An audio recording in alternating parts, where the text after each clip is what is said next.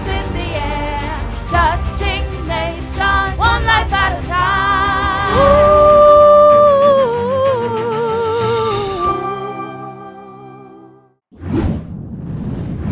The number of times we miss out on critical information just because we are not alert and conscious about how things are happening in the spirit.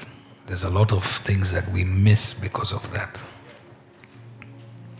So I don't want you to miss what God is doing.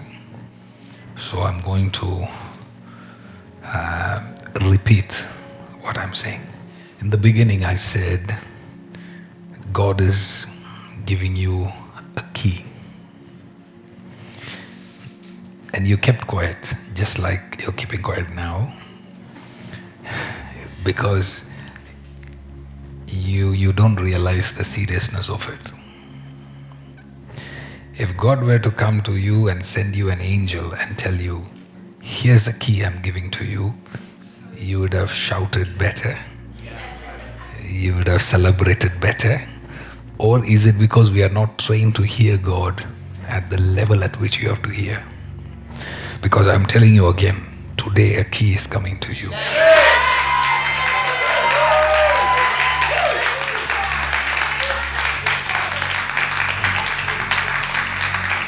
So, seeing your reaction, I'm going to conclude that the issue was with my articulation of a divine revelation that caused your lack of excitement. For that, I apologize. But I want you to remember, everything that you hear today is going to unlock things for you today. Because we are going to go deeper in this word.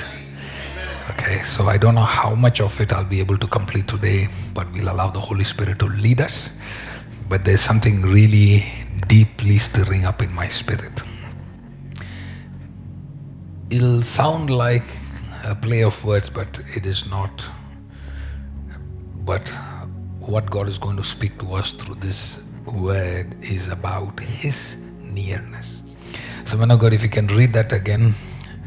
For ask now of the days that are past. Thank you, Prophet. Deuteronomy chapter 4, verse 32. For ask now of the days that are past, which were before thee, since the day that God created man upon the earth. And ask from one side of heaven unto the other, whether there hath been any such thing as this great thing is, or hath been heard like it. Did ever people hear the voice of God speaking out of the midst of the fire, as thou hast heard and live? Mm-hmm. Or hath God essayed to go and take him a nation from the midst of another nation by temptations, by signs, and by wonders, and by war, and by a mighty hand, and by a stretched out arm, and by great terrors, according to all that the Lord your God did for you in Egypt before your eyes? First thing I want to establish is the God of the Old Testament and the God of the New Testament are not two different deities. Can we make peace with that? Yes. I am not interested in the theory. I want this God of Christianity. There's a difference. Because you can understand this God, the theology of Christianity can be sold to you in a textbook. But it means nothing. Churches that preach so well about God and know nothing about this God is the reasons where nations are in a demise. Young people are lost because we presented to them a God that was in a textbook, yet they never saw that God.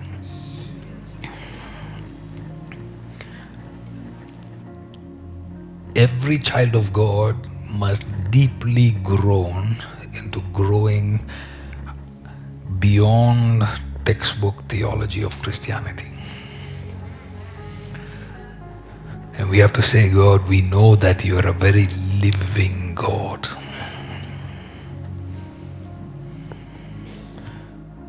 There is a difference between I believe in God versus I know this God. I don't believe in my wife, I know my wife. When I say I believe in my wife, that means I don't know her. I believe she exists somewhere. No. I don't just believe in her, I know her. What we have today is a lot of belief system.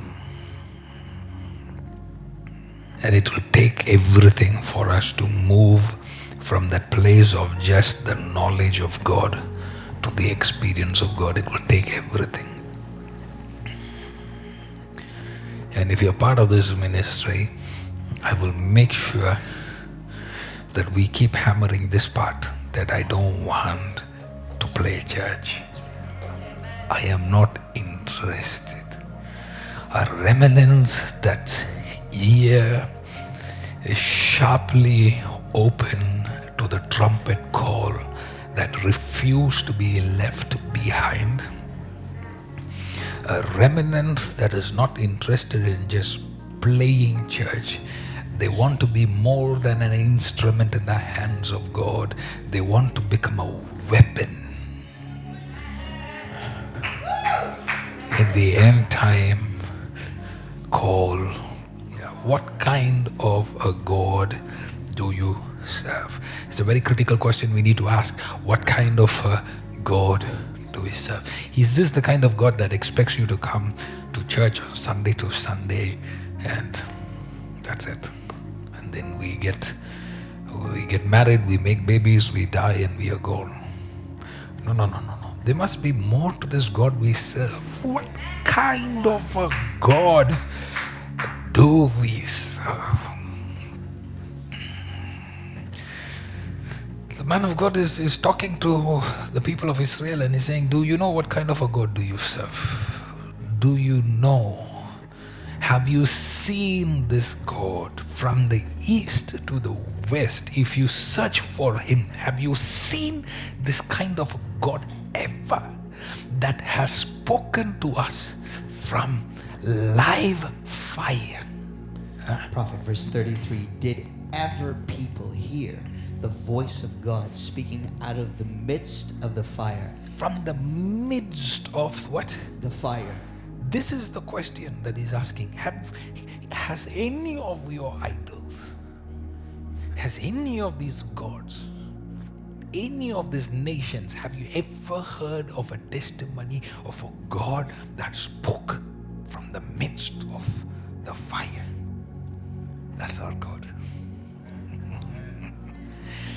Yeah? The God that we serve, you need to know the God. Just because you didn't have a miracle in your life does not make this God any less. Just because you didn't have faith does not make our God any less. Just because the enemy has been attacking our generation and we've not seen the acts of God, do I dare come and lower the standard of my God? It is never for us to downgrade our theology. That is why I have a problem with Christian theology in North America today. Because the theology that we know is a downgraded, diluted theology of God. This is not the God who talks from the fire.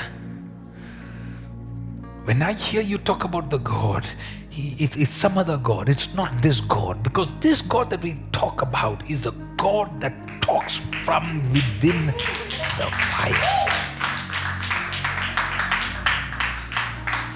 The first time he spoke from the fire was when he spoke to Moses. And then he used Moses to bring a generation out of slavery. because they were slaves to Egypt. And then when they came out of Egypt, he spoke to them again out of fire. If you remember the context, God told Moses, bring all the people and let them surround the mountain. And all the people of Israel, thousands of people, came around and surrounded the mountain. And in plain sight, with their naked eyes, they saw this God of Moses, the God of Israel, come down in a thick cloud, came upon this mountain, and the mountain was on fire. And he spoke to them with that they could hear his voice through their physical ears. It was not in the spirit that he spoke. They could hear him audibly with their ears. And the mountain shook, the earth trembled as the King of Kings and the Lord of Lords spoke to them directly. That is why this verse is so important, because the man of God is coming and saying, do you know what kind of a God we serve? Do you know? Do you know this God? Because there is none like him. If you search for him from the east to the west, there is none like this God. There is none like your God. Church of God, are you listening to me? Children of God, are you listening to me? The bride of Christ, are you listening to me? Those watching at home, are you listening to me? There is none like this God. There is none like this God. Listen to me. There is none like this God. This is your God. This is your God.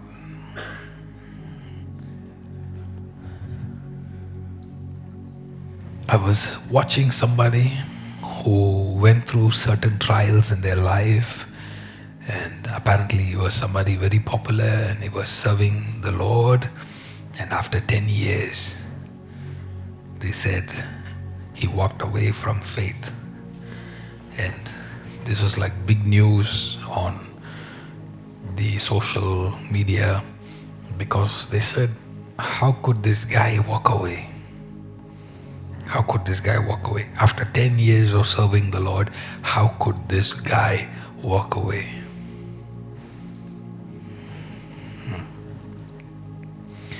And that troubled me. I said, is it God's fault?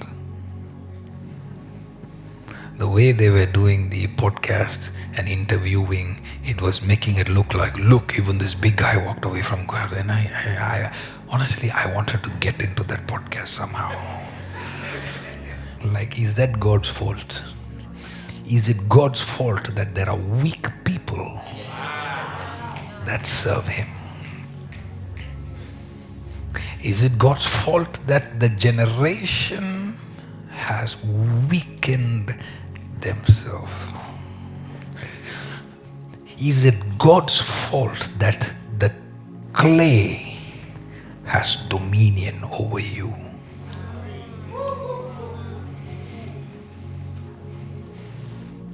This clay. You're made of clay.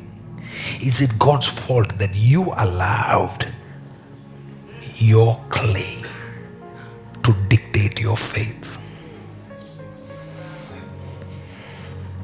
What kind of a generation am I raising up in here? What kind of a bride are we preparing for the return of the groom? Does the bride forget that the God we serve is the God that spoke from within the fire, and that there is no other God on earth or in the heavens or under the sea, that speaks from within the fire, because he made the fire. He is the fire. He does not just speak from within the fire. He is the God that answers by fire. He does not just answer by fire, he releases that same fire upon you. And fire obeys him. The fire could follow a GPS address, could multiply itself and come and land upon their head in the upper room. This is the God that you serve. And the man of God is slapping ignorance out by saying they are not like the wooden idols that you serve. They are not like the idols of stone that have mouth but cannot speak, that has eyes but cannot see, that has ears but cannot hear. You serve a living God. There is none like our God. Let it be heard and heard again. There is none like our God. Heaven is his throne room, and earth is his footrest. He sits on the circle of the earth. By his words, he created everything that we see. Anything that is seen, visible and invisible, that is nothing that is made that wasn't made by him. He is the Alpha and he is the Omega. Listen to me. I don't know who taught you about God, but hear me well. Even if God does not bless you anymore, he is still God. Even if this God does not heal you, he is still the healer. Even if God does not raise you from the dead, he is still God. We shall not lower him to our standard. He shall remain where he is, seated on the throne. Blessed be his holy name.